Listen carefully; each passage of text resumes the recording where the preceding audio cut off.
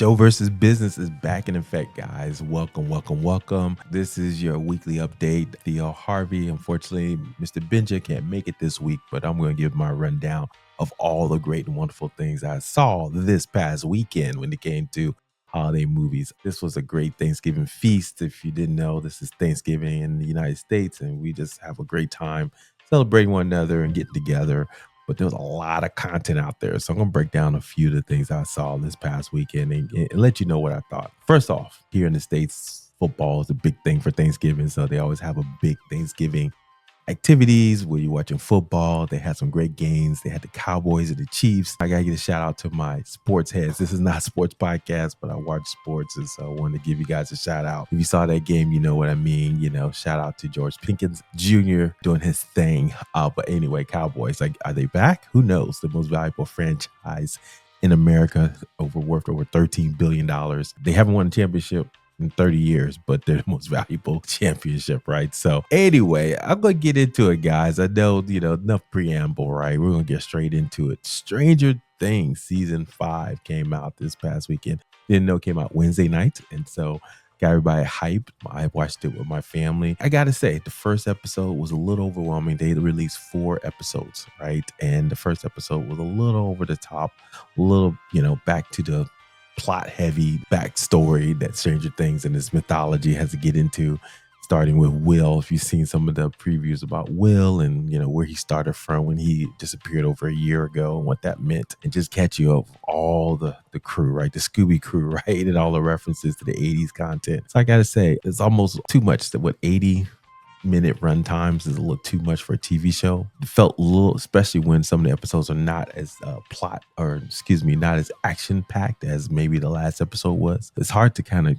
sustain that energy through a 80, 60, 70 minute show when you don't have a lot of action going on in it. So I thought that was kind of interesting to kind of see how Stranger Things is going to pull that off. But I would say, what is my reaction to this first part of it? And they're going to release the second part Christmas Eve, and then the last finale is going to be New Year's Eve. So I guess they're trying to ruin our holidays with our family and friends, right? To watch Netflix content. I mean, look, it's an ensemble show. Obviously, they have, bringing back characters that probably haven't interacted before in a while or ever. So the whole Will and Robin connection, Robin's a new character introduced, I think, in season 3, part of the teenager storylines, right? So it was kind of interesting to see them get together. Then obviously they brought back David Harbour's character and Eleven, back together, right? And seeing them kind of come back together as that father and daughter duo into the Upside Down and attacking it that way. Obviously the 4 core kids, seeing them all together, but it's just, like grown folks, right? I mean, people have been talking about this. You watch the first season, they were just little cute kids dancing, doing all kinds of crazy stuff like Michael Jackson's lip singing and things like that at different award shows when they first came out. But now they're like, in their 20s, because it's been on for like 10 years and it's only been 5 seasons to go show you, how much time has been between the seasons.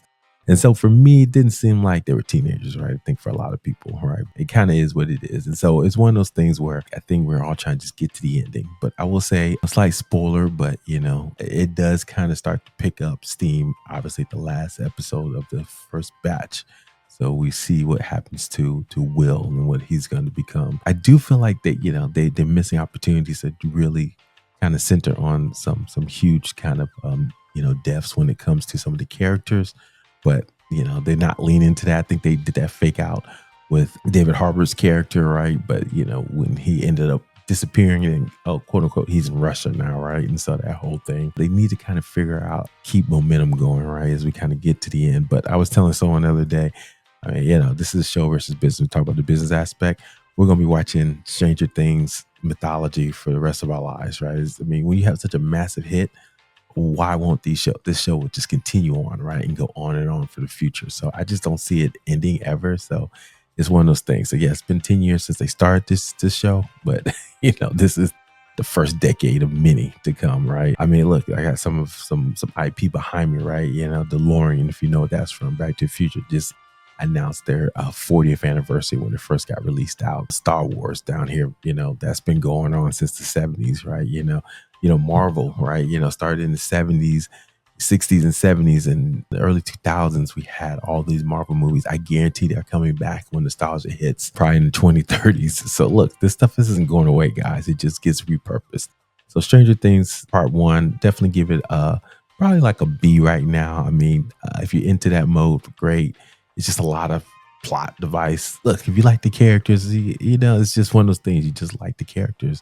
Some characters you don't like as much, but some characters you do, and they kind of, every now and then they get you. Like everybody knows season 4, that whole scene with Max running up that hill, right, with Kate Bush. I think that was really the one that kind of hit folks, and they have a great storylines when they bring in characters. To be fair, that do pass away, right? Like Eddie, he was a great character. Like Max, bringing her in, right, and then having her go to, coma. So they do have a way of kind of bringing in new characters and getting you excited about them. It all goes back to Barb from season 1. Shout out Justice for Barb, right? So we'll see more what happens with Stranger Things as we continue this pathway and going forward. Wicked for good. So this is the continuation of The Wicked, which was a massive success last year. Obviously, great songs, popular, Defying Gravity.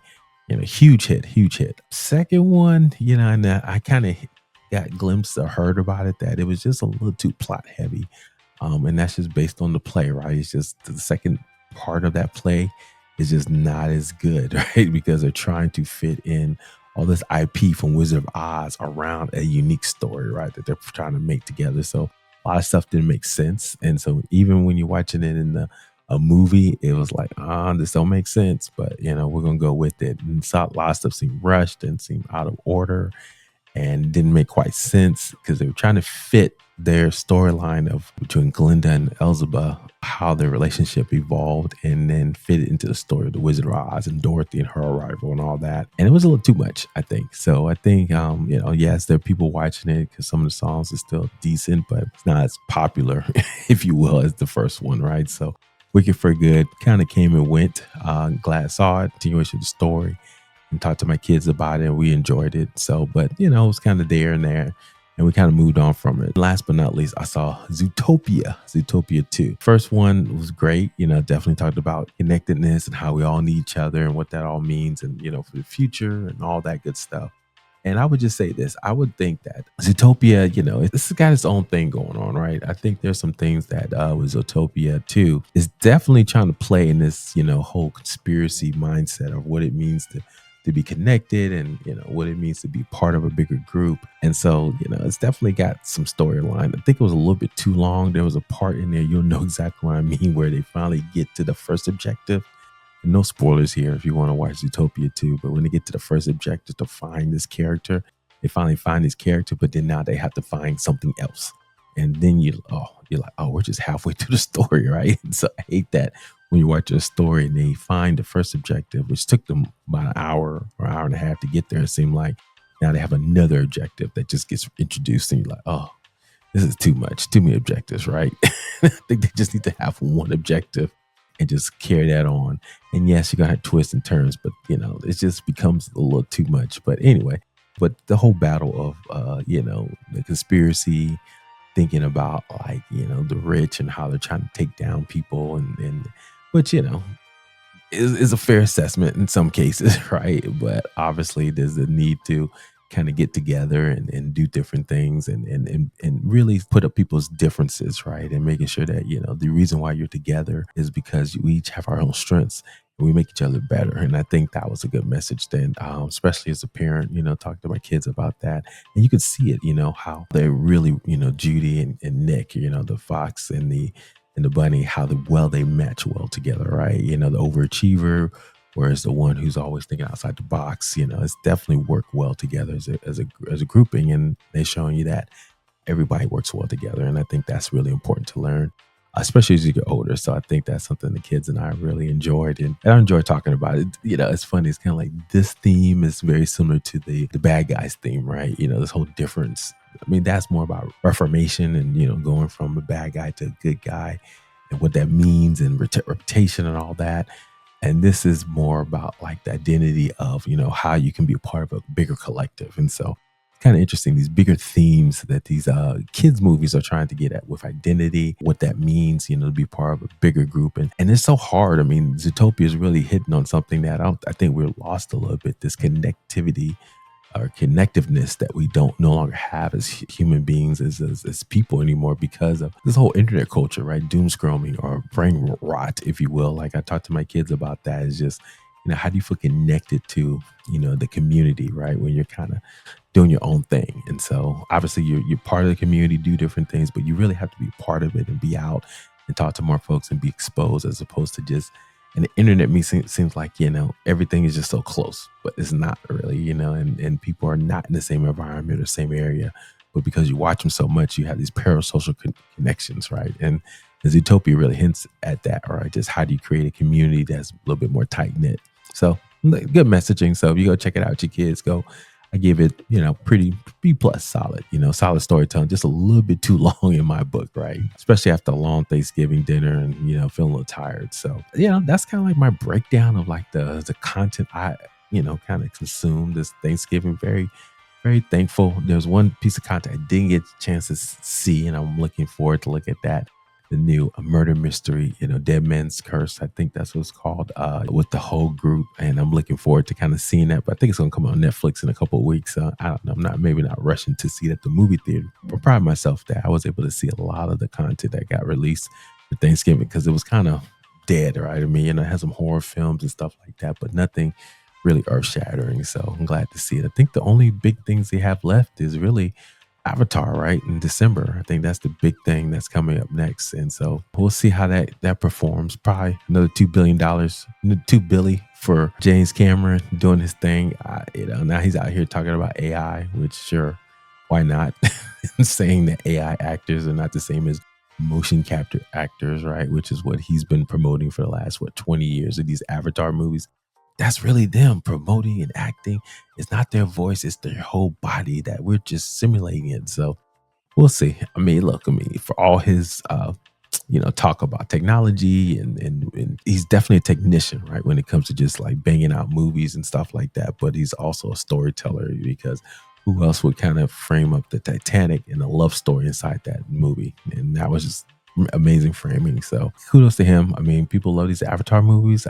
Be curious to see how this one, and basically they're just like different environments. I think the first one was just grounded in the world of Navi, and then now they went into, last one was about the water section. Now we're into fire. So sure, this is what we're gonna live in. So it's funny, all this IP, man. We're gonna see this IP, Zootopia, new IP that's created Stranger Things, Avatar. These IP, from a business standpoint, these franchises are gonna live on and on. And it's so important when me and Mr. Benja do our year in review, when we think about movies and TV shows that impacted us this year. I gotta say that, I go back to Sinners and what he was able to create, him and Michael B. Jordan and the whole crew, right? Of creating Sinners, and what it was about. Ryan Coogler, because he created new IP that he will revert back to him in 25 years. And I mean, he already set it up for sequels and whole world building and the stories that's going to be told, from here on out. So it's just amazing how he took that foresight of like, I'm going to create something totally original. And if it works well, it can create IP. But he also created an event around it, right? But all the things he did to make it stand out in these different formats. So it's just amazing marketing when I think about that movie in general. So that's definitely one of those, preview alert that we're going to talk about the end of year, review of movies and entertainment and business aspect of it, right? Because Sinners definitely hit that mark of IP, inventizing movies, and just, creating movies that were, about the culture, right, as well. So I thought that was kind of interesting to kind of see all that, when it comes to movies this year. But yeah, it's going to be an interesting year to see how all pans out. So I'm super excited to kind of cover that. But yeah, as far as like what the future holds for us in this channel, definitely will highlight more of that when Mr. Benja shows up, as we get into more and more of, future of entertainment, especially as AI is proliferating. I'm sure a lot of us tasted AI this weekend over the break. So, you're going back to work with some new ideas. I know I am, and how to utilize it for my business. But anyway, so look, Everyone, we enjoy doing this. If you like this content, please like, subscribe, and follow us on Instagram, YouTube, or wherever you listen to podcasts. You can follow us on our website at Share versus Business, where you see more about us. Thank you, everyone, for the time. We'll talk to you soon. Peace.